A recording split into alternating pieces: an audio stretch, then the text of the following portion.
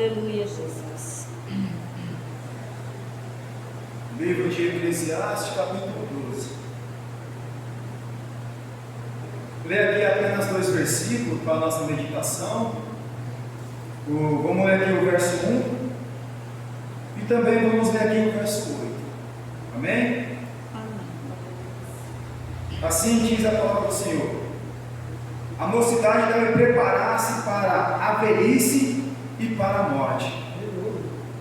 Verso 1 vai nos dizer assim: lembra-te do teu Criador nos dias da tua mocidade, antes que venham os dias maus e cheguem os anos, dos quais venham a dizer: não tenho neles contentamento. O verso 8 vai nos dizer assim: vaidade de vaidade, diz o pregador, tudo é vaidade. Amém? Amém, glória a Deus. Queria dar um tema aqui nesta noite para o ensinamento: a preparação da juventude a serviço de Deus. Aqui é uma palavra com Salomão ele narra, né? Que temos que lembrar do nosso Criador todos os dias da nossa vida. O autor desse livro, Salomão, já cansado dos seus pecados, atraído através dos seus casamentos a adorar outros deuses, a abandonar e apostatar a fé num Deus Todo-Poderoso, a qual o seu pai Davi o ensinou no caminho que ele se deve andar. Salomão ele se corrompeu o seu coração através dos seus casamentos, e nos seus casamentos ele teve 700 mulheres e 300 concubinas. Porém, essas mulheres que Salomão teve no seu casamento foram mulheres pagãs, mulheres que não professavam a mesma fé, mulheres que adoravam outros deuses, mulheres que trouxeram a sua cultura aonde elas moravam para a nação de Israel. Através dos seus casamentos, Salomão foi cedendo aos poucos, e ao momento que Salomão cedeu a essas mulheres a trazer a adoração que elas tinham antes, a adoração pagã que elas frequentavam lá na sua nação, elas trouxeram para o meio do povo de Deus. E Salomão, já cansado disso aí, cansado do seu pecado, cansado da apostasia que ele tinha uma fé no Deus Todo-Poderoso, agora Salomão ele escreve esse belo livro, um livro de arrependimento, aonde Salomão fala assim: lembra-te do teu Criador. Porque quando Salomão ele escreve essa passagem aqui, ele está escrevendo porque já é um homem de idade, um homem velho, um homem já maduro, maduro já na sua idade, beirando que é os 70 anos, 60 anos, não sei, mas a sua mocidade havia passado, e vez ele, na sua mocidade, servir a Deus como seu pai Davi serviu, ele preferiu viver uma vida de vaidade, uma vida de qualquer jeito, não quis viver uma vida na presença de Deus. Mas ele pega esse livro aqui e começa a escrever, começa a narrar: lembra do teu Criador. Ele fala assim: ó, na minha mocidade eu não vivi como tinha que viver para Deus, mas ele deixa aqui relatado para mim e para você nesta noite: lembra-te do teu Criador no dia da tua mocidade, lembra do teu Criador todos os dias da sua vida, no momento onde você estiver, lembra que Deus é da sua vida. Eu creio, Deus. Aleluia. Quando você lê este livro de Eclesiastes, você percebe que é um homem já avançado em idade. Ele lembra do seu passado e vê quantas coisas má fez na sua mocidade. Salomão ele escreveu 3 livros. O livro de Provérbios é um livro da afirmação, que fala a respeito das verdades e fatos comuns da vida. Ou seja, é um livro de sabedoria prática. Cantar, depois ele escreve cantares. Cantares é o que? Cântico dos cânticos, coleção de poemas, ditado por um homem apaixonado. É por isso que ele pega o livro de Cantares e escreve uma carta de amor para aquela sunamita, uma mulher com a que ele se apaixonou. E também ele pega aqui o livro de Eclesiastes, é o último livro que ele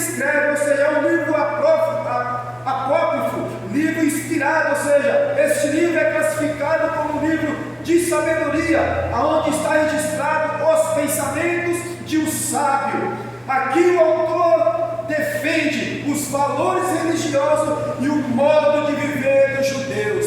No momento que Salomão, ele se corrompe a sua vida na mocidade, ele escreve esse livro e agora ele fala assim, ele define esse livro como o quê? Como devemos viver diante da presença de Deus. Então Salomão ele começa a escrever assim, lembra-te do teu Criador no dia da tua mocidade. Temos que lembrar de Deus.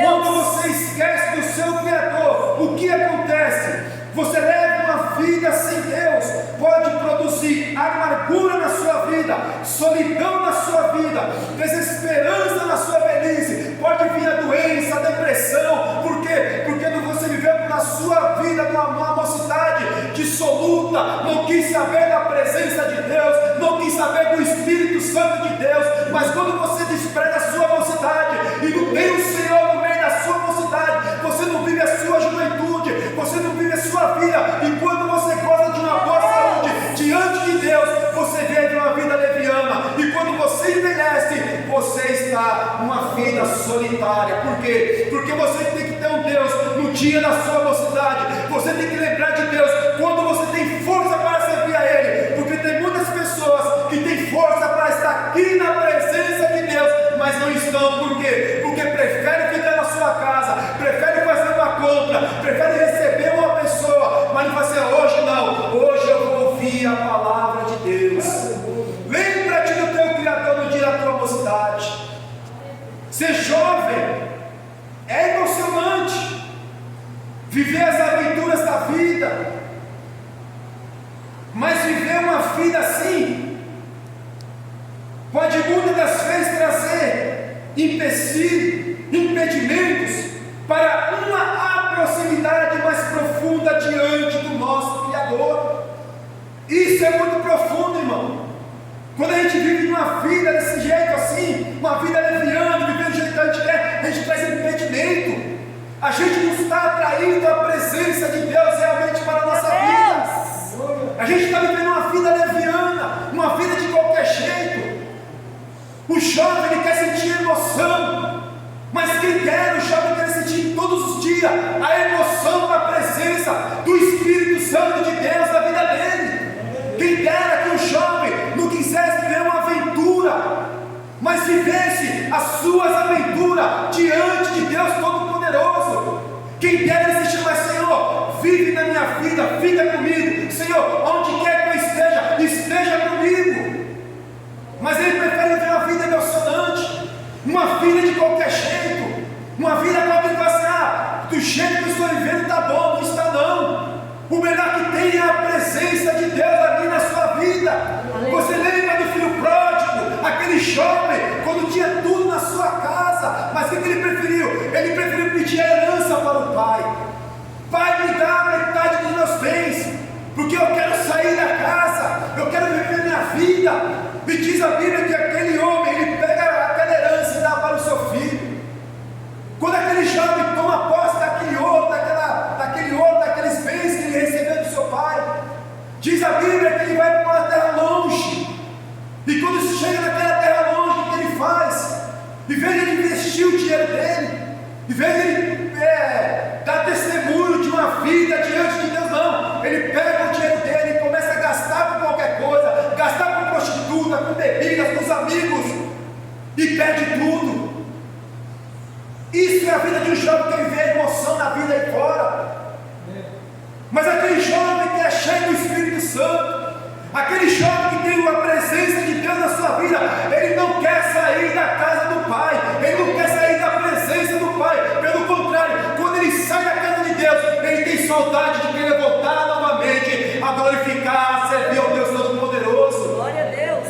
Mas aquele jovem não, ele pegou o seu ouro e foi para uma terra longínqua, passou por tudo, uma vida dissoluta. Agora eu vou viver do bom e do melhor, vou comer do bom e do melhor. Agora eu vou ter várias mulheres, agora eu vou ter vários amigos. É tudo ilusão, é tudo ilusão. Quando aquele jovem ele gasta tudo, ele não tem mais nenhum centavo. Diz a Bíblia que ele sente fome, e quando ele sente fome, ele começa a bater na porta de um, e eu começo a fechar a porta na cara dele. Ele bate na janela e fecha a janela na cara dele. Ele vai no comércio,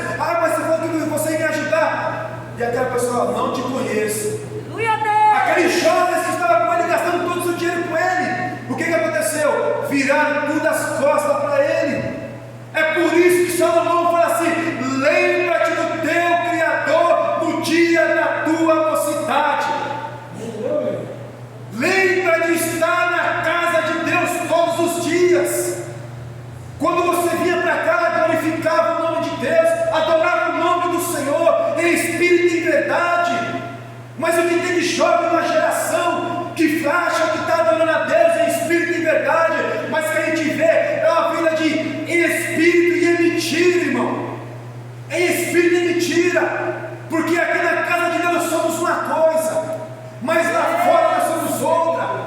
Aqui na casa de Deus a gente adora, mas lá fora a gente não dá testemunho nenhum. Aqui na casa de Deus nós professamos o nome de Jesus, mas quando a gente entra numa roda de esclarecedores, estamos contando piada junto com eles, estamos rindo das mesmas coisas que eles estão rindo, estamos vendo das mesmas coisas que eles estão vendo, estamos praticando tudo aquilo que eles estão praticando. Verdade, Jesus. Aleluia. Que presença é essa? Lembra-te do teu Criador no dia da tua mocidade. Deus poderoso. Muitas das vezes pensamos em prazeres carnais e não em valores eternos. Nós temos que almejar tudo aquilo que está lá em cima, que vem lá de cima do alto.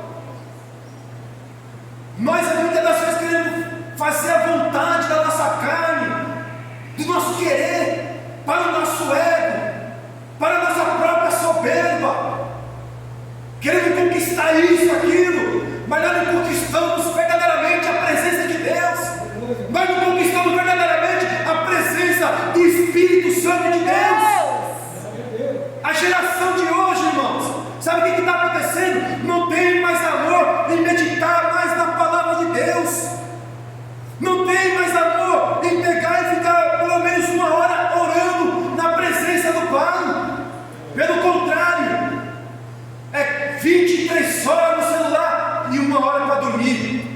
É 23 horas por dia no celular e uma hora para dormir. Ou seja, é todo o tempo no celular, mas não pega a Bíblia para ler, mas não pega um período de oração. Agora, esse período vou orar ao Senhor, esse período vou buscar o Senhor. Eles não lembram que eles são jovens, cheios de força, vigor para servir a Deus. E Paulo fala assim: se possível, jovens, sirva a Deus, faça a obra de Deus, e ao se casar, cuide da sua família, mas também cuide das coisas de Deus também. Os jovens, meu irmão, ele tem muito a fazer para Deus, mas o que eles fazem é pouco, muito pouco. Eles não lembram do seu Criador. Eles não lembram que eles são jovens hoje, mas amanhã eles vão estar velhos.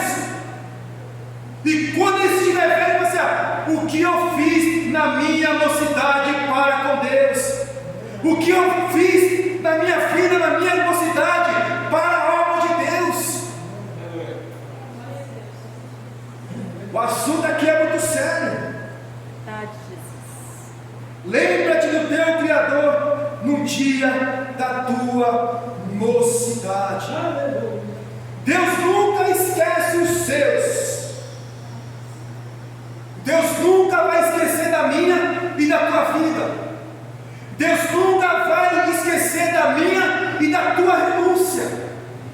Deus nunca vai esquecer que quando você era jovem, você, Senhor, eu renuncio o pecado, eu renuncio minhas vontades, eu renuncio, meu Pai, este mundo para viver uma vida íntegra diante da tua presença.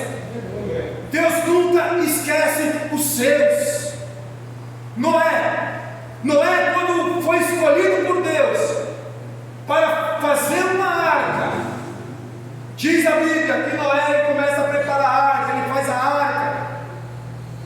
Noé entra com a sua família, e quando vem o dilúvio, diz a Bíblia que extermina toda a humanidade. Noé, ele ficou na arca desde o dilúvio até a saída, mais ou menos 371 dias. Você imagina só, Noé dentro da arca, água por todo lado, cheio de animais, eram os filhos murmurando, eram as noras murmurando, quando vamos sair dessa arca? E Deus não falava com Noé, mas Deus ainda não esquece os seus. Você está aqui nesta noite na arca de Deus. Aleluia. A sua oração ainda não foi respondida. Não se preocupa, meu irmão. Deus não esquece os seus. Deus não esquece aquele que renuncia todas as coisas para viver vida inteiramente íntegra com Ele, meu irmão. Ele não esquece. E diz a Bíblia aqui, quando as águas baixaram, Gênesis capítulo 8, vamos ler o que está escrito lá, Gênesis capítulo 8, do verso 13, que vai nos dizer assim, verso 13: e aconteceu que no ano 601, no mês primeiro, e no primeiro dia do mês, as águas se cessaram de sobre a terra. Então Noé tirou a cobertura da arca e olhou, e eis que a face da terra estava enxuta. E no segundo mês, ao 27 dias do mês, da terra estava seca. Quando Noé abriu aquele compartimento lá de cima, quando ele avisou, ele viu terra seca. E quando ele viu terra seca, diz aqui assim, no verso 15: então falou Deus com Noé, dizendo: sai da arca a tua família, os teus filhos, as suas mulheres e os teus filhos contigo, e todo animal que está contigo de toda a carne. Ou seja, Deus não esqueceu de Noé. Noé estava na arca preso 371 dias, não importando o tempo, mas Noé ainda tinha fé que Deus ainda ia bradar e falou assim: Noé, sai da arca. E Deus lembrou de Noé: Noé, sai da arca, Noé. Agora é o tempo de você sair dessa prisão que você está. Agora é o tempo de responder, Noé, a sua oração. Agora é o tempo de responder aquela sua súplica que você tanto suplicava a mim. Ei, meu irmão, continue orando, continue perseverando na oração. Ainda Deus ouve a oração daqueles que o temem. Meu irmão, Jesus ainda ouve a tua oração. Isaías capítulo 59, no verso 9, vai dizer assim: eis que a mão do Senhor não está encolhida para que não possa salvar, e nem os seus ouvidos está gravado para que não possa ouvir. Ele ainda ouve a minha sua oração. No momento certo Ele vai responder. Não se preocupe, não temas, mas Ele está preparando o melhor para mim, para você, meu irmão. Ele está preparando o melhor para mim, para você. Muitas vezes a gente está orando, querendo uma bênção para ontem, mas Deus trabalha no tempo certo.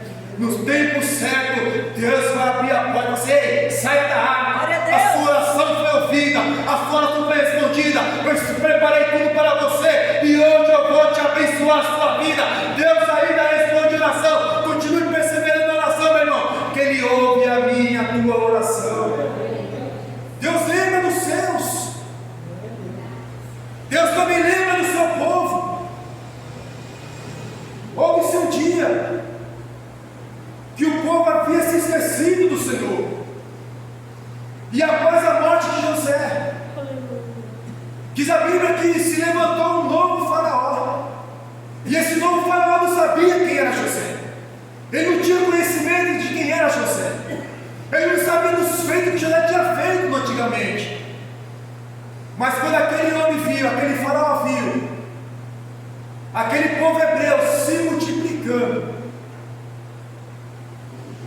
quando ele viu aquele povo se multiplicando, Aleluia, Jesus. ele teve medo e falou assim: quão grande e numeroso é aquele povo hebreu, e se vier uma guerra com os nossos inimigos, ele pode se voltar contra nós e ajudar os inimigos. É verdade, Jesus. Qual foi a ideia de Satanás? Vamos escravizar o povo. Por que o povo de Deus foi escravo, irmão? Porque abandonou a Deus. Meu Deus. O povo ele foi salvo de uma peste, de uma fome, através da vida de José. Estava no Egito, começou a adorar os deuses do Egito, começou a praticar as práticas do Egito, esquecendo o conceito, o ensinamento estabelecido por Deus. Por isso que eles foram escravizados, esqueceram de Deus. E quando aí você esquece de Jesus, irmão, dá tudo errado na minha e na sua vida. Então lembra no teu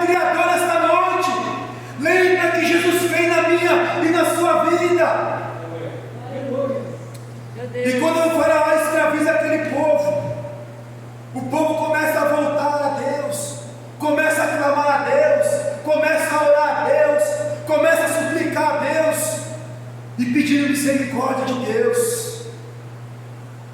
E Deus ouviu a oração do povo. Quando Deus ouviu a oração do povo, Ele levantou um homem para o nome de Moisés.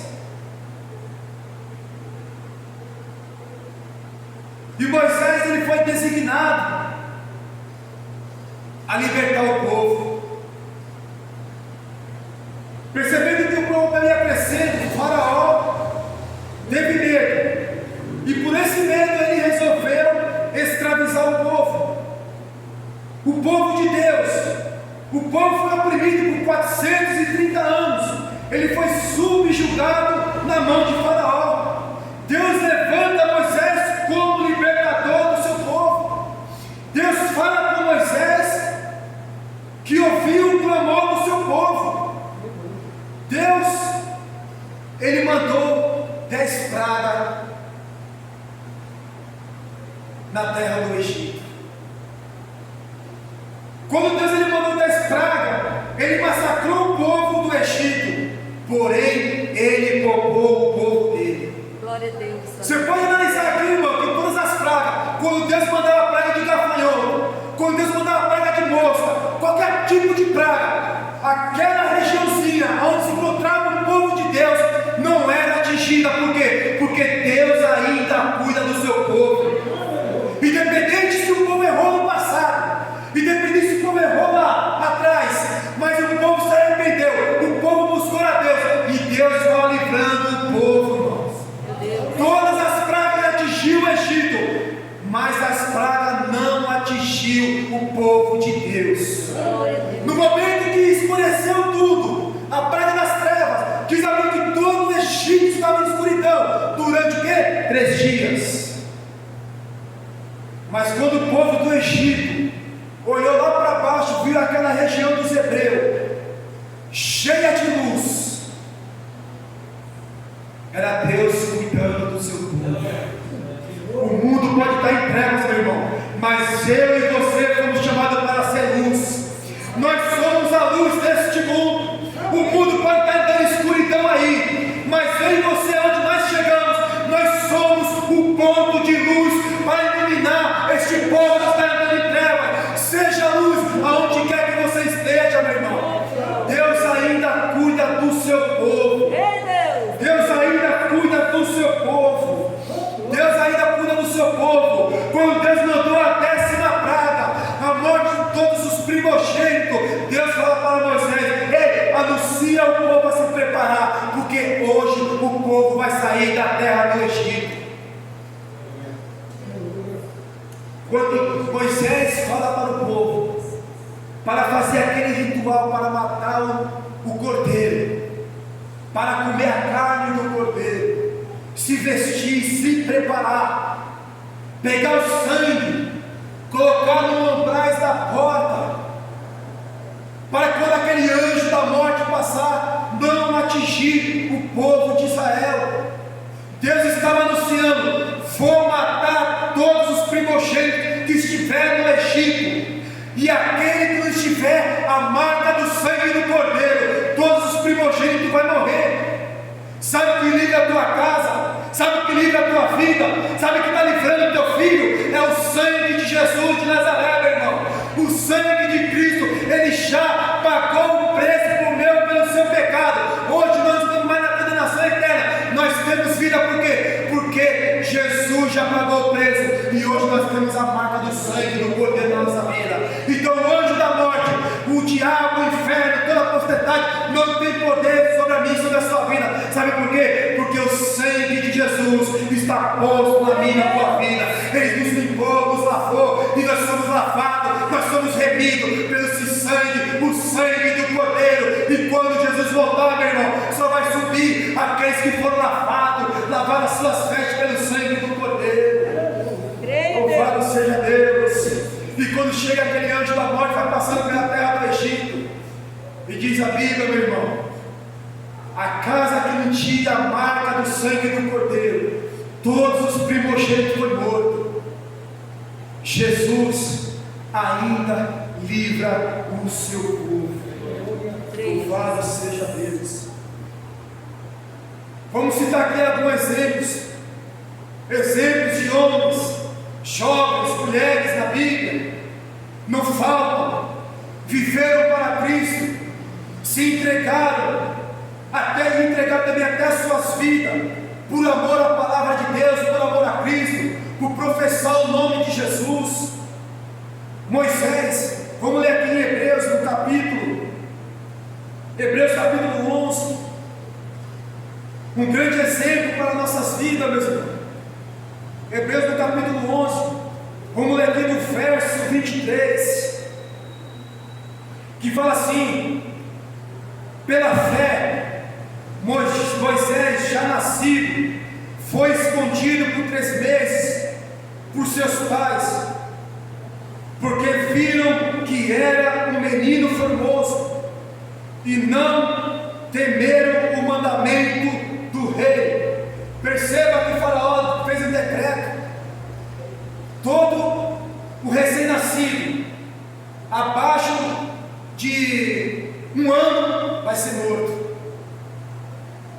Começaram a vasculhar todas as casas dos hebreus, começaram a matança de crianças recém-nascidos. Porém, aqui vai nos dizer que os pais de Moisés, eles esconderam por 3 meses a Moisés. Moisés era um menino formoso, e qual foi a estratégia que ele teve para esconder esse menino por 3 meses? E Faraó é incansável: vamos matar essas crianças, temos que encontrar mais crianças. Mas aqueles pais tiveram alguma estratégia de esconder aquele menino, e a vida de Moisés foi poupada. Por quê? Porque Deus deu estratégia para que ele cuidasse do seu filho. No verso 24, pela fé, Moisés, já sendo grande, recusou-se a ser chamado filho da filha de Faraó, escolhendo antes ser maltratado com o povo de Deus, do que por um pouco de tempo ter o gozo do pecado. Moisés, ele já grande, já entendido, já instruído, ele viveu, ele cresceu lá no Egito. Mas uma coisa tão interessante aqui, irmão, que é assim: quando Deus tem uma obra na vida do homem, ele pode estar no mundo, ele pode estar no Egito, mas quando Deus ele traz para a sua presença, ele não manda mais sente mais prazer lá no mundo, ele rejeita o mundo, ele rejeita o prazer do Egito. Foi assim que Moisés fez.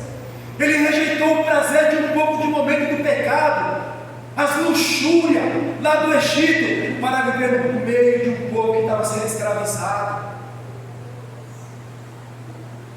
tendo por maiores riquezas. Olha qual era a riqueza de Moisés: tendo por maiores riquezas o vitupério de Cristo do que todos os tesouros do Egito. Olha só o que ele escolheu: ele escolheu ser insultado, ele escolheu ser zombado por amor de Cristo, e negou todos os tesouros do Egito, porque tinha em vista a recompensa. Pela fé, ele deixou o Egito, e não temendo a ira do rei, ficou firme como vendo o invisível. Temos que permanecer firme, irmão. Deus nos tirou desse Egito lá fora, e agora temos que permanecer firmes na presença de Deus. Gálatas capítulo 2, no verso 20: já não vivo, já estou crucificado com Cristo, já não vivo mais eu, agora Cristo vive em mim. E a vida que eu vivo na carne, eu vivo pela vida, pelo amor de Cristo, porque Ele me amou e se entregou a sua vida por amor a mim. A vida que eu vivo aqui nessa carne, que eu não estou vivendo mais para esse mundo, eu estou vivendo na presença de Deus, porque Cristo, já estou crucificado com Ele já pagou o preço por mim, Ele me ama. Então, se Ele me ama, eu não tenho mais prazer neste mundo, porque o mundo, ele pode te amar, se você amar Ele. Mas Jesus fala assim: sabe por que o mundo te aborrece? Sabe por que o mundo te despreza? Porque você não ama o mundo, porque você não é do mundo, porque você não vive para o mundo. Se alguém quiser viver para o mundo, irmão, que vive, irmão. Mas eu e você temos que permanecer firme na presença de Deus. Eu não vivo mais para este mundo. Hoje eu sou santo, eu sou separado deste mundo. E eu vivo agora a minha vida para Deus, para Cristo, uma Glória a presença Deus. cheia do Espírito Santo. Viva para Cristo todos os dias da sua vida. José era um jovem, beirando o que? Os seus 15, 16 anos. Ele se sentiu invejado pelos seus irmãos, pelo sonho profético que Deus tinha dado para ele. Os seus irmãos tomados de inveja, tomados de ira, porque ele era o menor da casa, ele era o mais jovem da casa, antes de Benjamim. Porém, aqueles irmãos dele se tinham inveja de José. Eles queriam matar José. No momento que eles viram José, prepararam uma cova para jogar José dentro de um buraco. Porém, José permaneceu firme. José foi vendido pelo grupo. Foi vendido pelo grupo que estava passando de ismaelitas. E foram conduzidos ele para o Egito. Quando José foi conduzido para o Egito, ele foi vendido como escravo no Egito. Ele experimentou o serviço braçal de um escravo. E diz a Bíblia que um homem, segundo o braço de Faraó, ele começou a observar a esse jovem trabalhando. E ele viu que esse jovem, onde ele tocava, prosperava. Ele prosperava em tudo que ele tocava. Tudo que ele fazia dava certo, nada dava errado. Aleluia, Jesus. Por quê?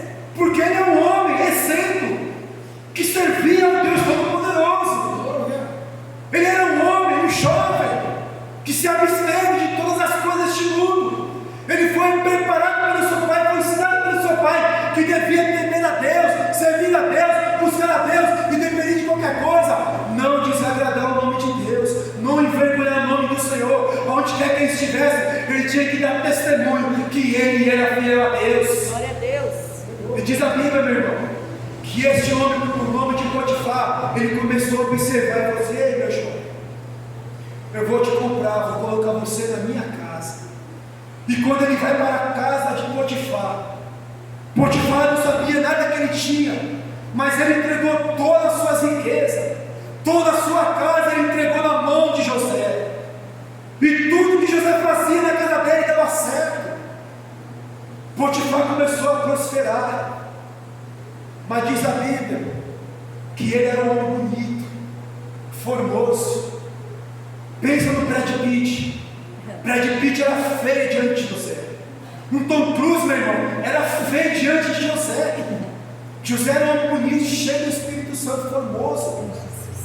E diz a Bíblia que a mulher de Potifar, quando ele avistou aquele jovem formoso e bonito, ele chegou naquele jovem: ei, deita-se comigo.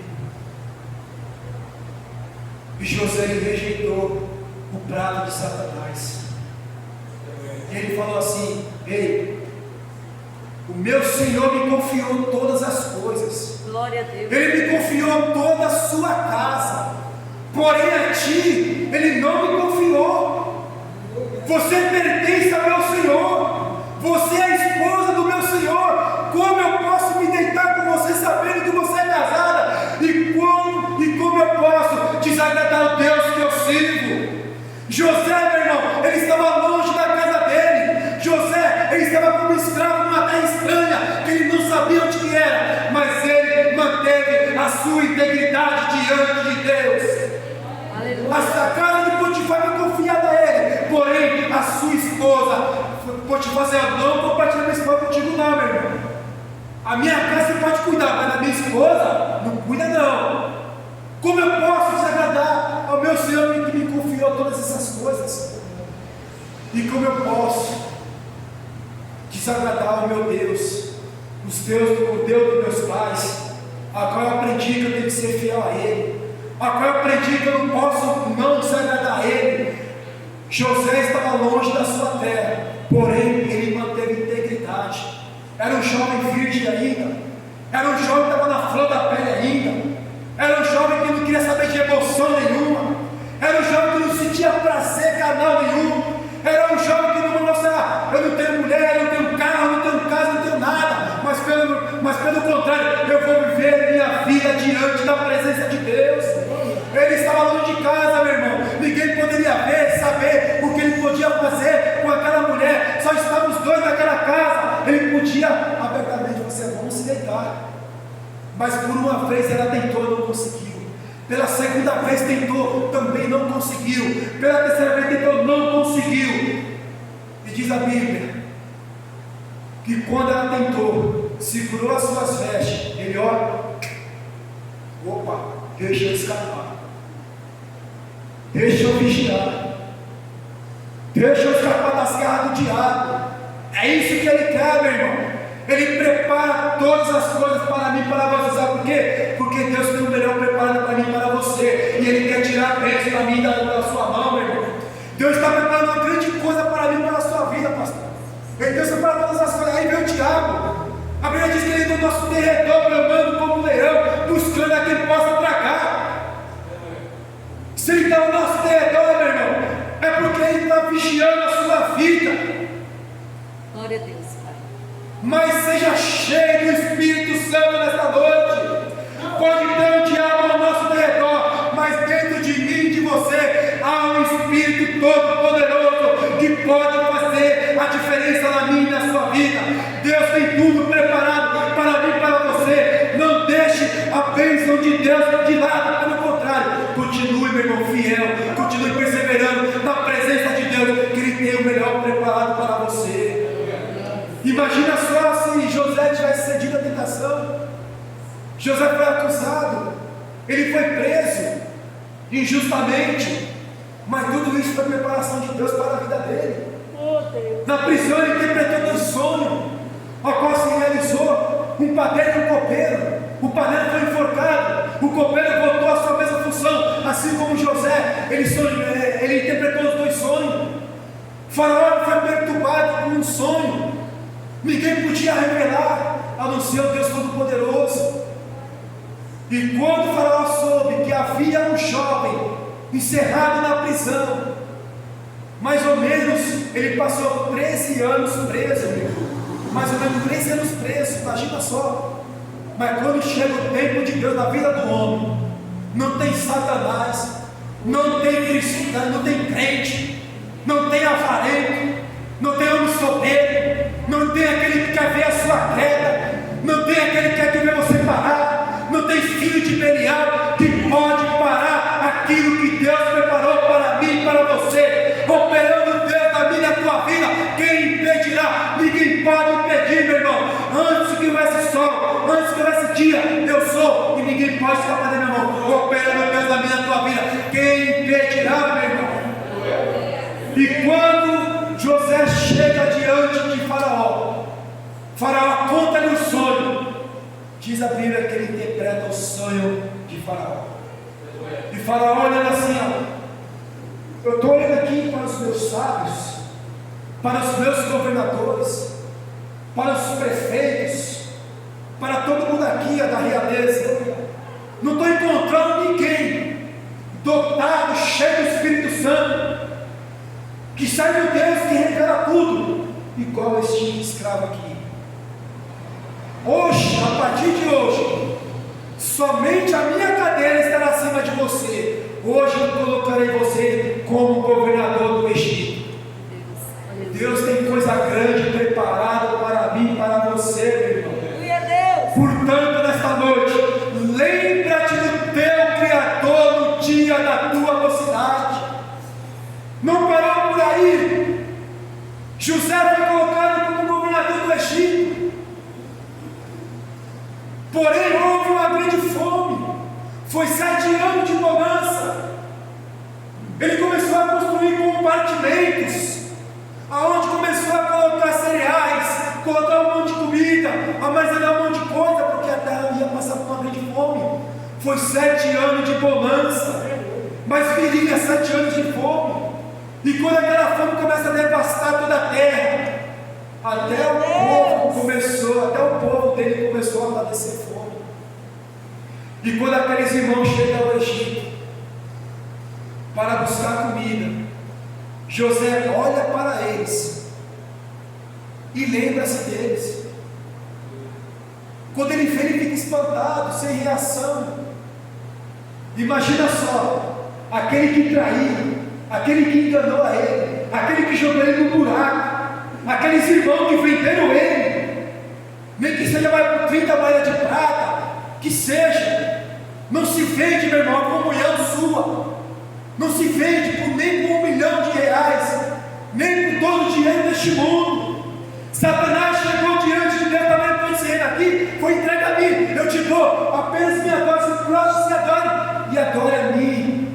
E o que Jesus fez? Ei, Satanás, somente a teu Deus adorarás, somente a Deus também servirá.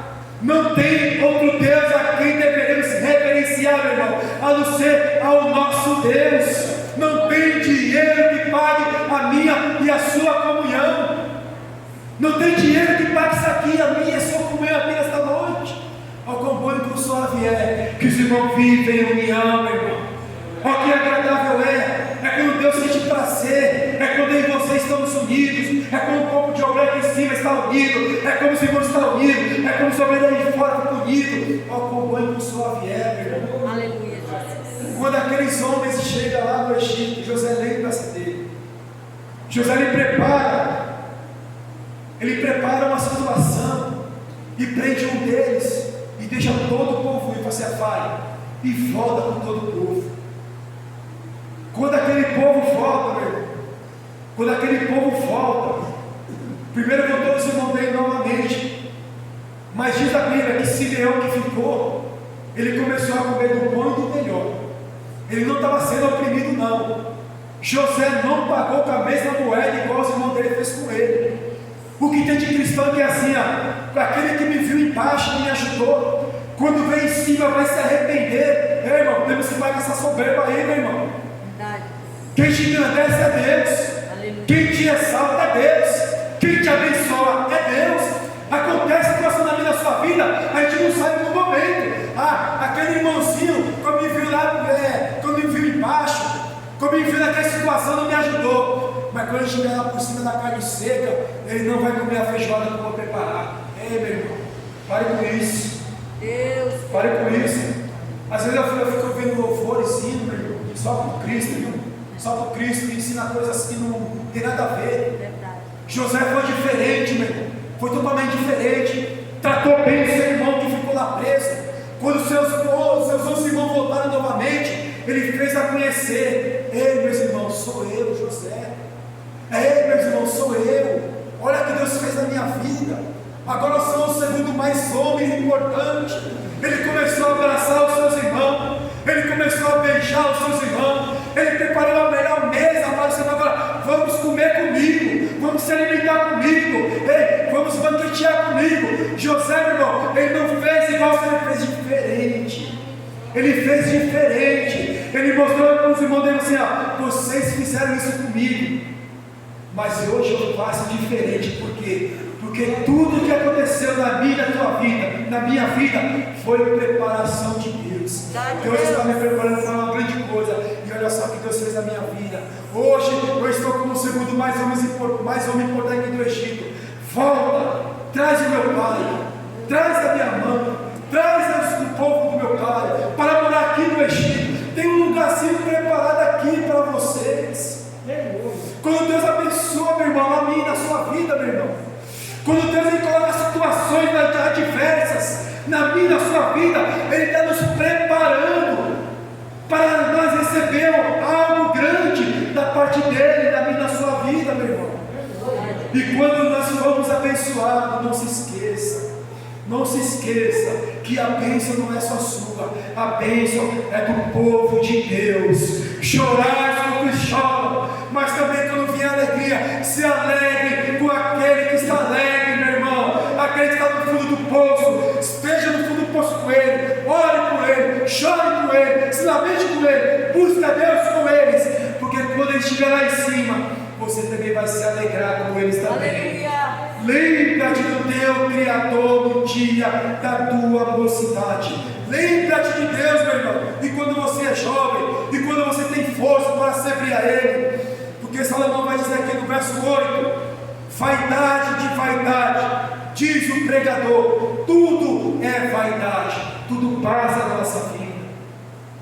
Está vendo aqui esse irmão aqui está falando com você nessa noite? Olha que jovem bonito, olha que jovem elegante, mas essa beleza física passa.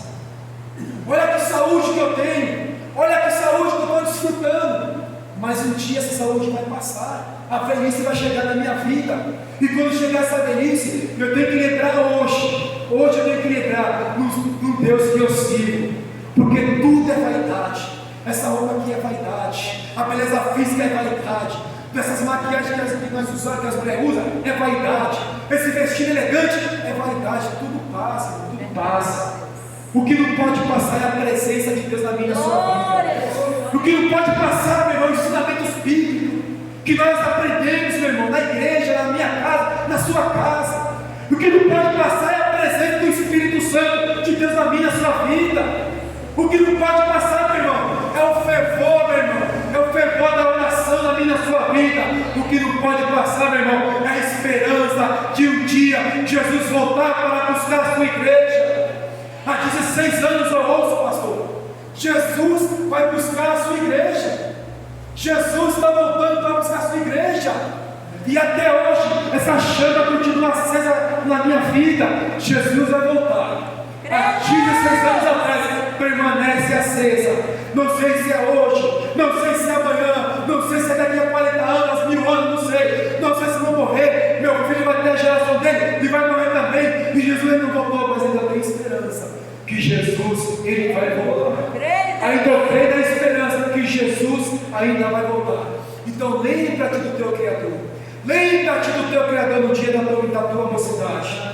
Amém? Que Deus abençoe a vida dos irmãos. Nossa Mariela vai levar o Senhor. Vamos repetir o seu fé, a palavra de Deus.